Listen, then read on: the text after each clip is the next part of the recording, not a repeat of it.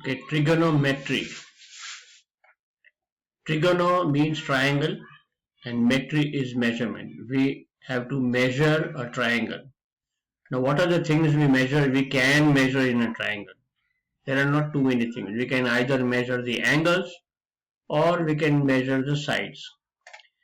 Angle A, angle B, angle C, or we can measure AB, which we call C also.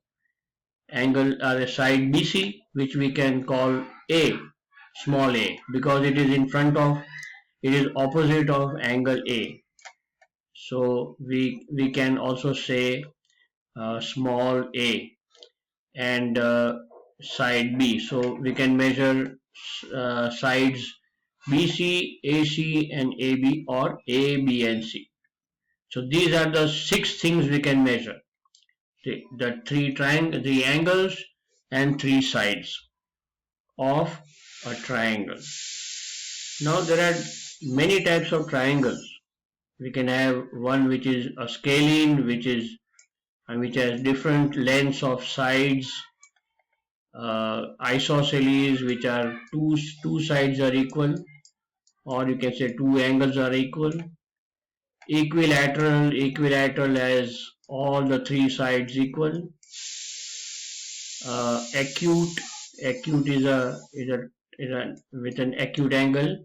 Obtuse is with an obtuse angle here, and a right angle triangle, where one of the angles is a right angle, the other 2 can be any.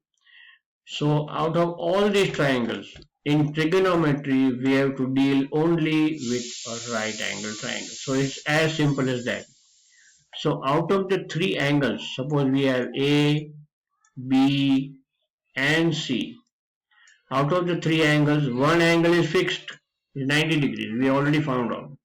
The other 2, that is angle A plus angle C, is equal to 90. So if we are given any one angle, we can find the other angle.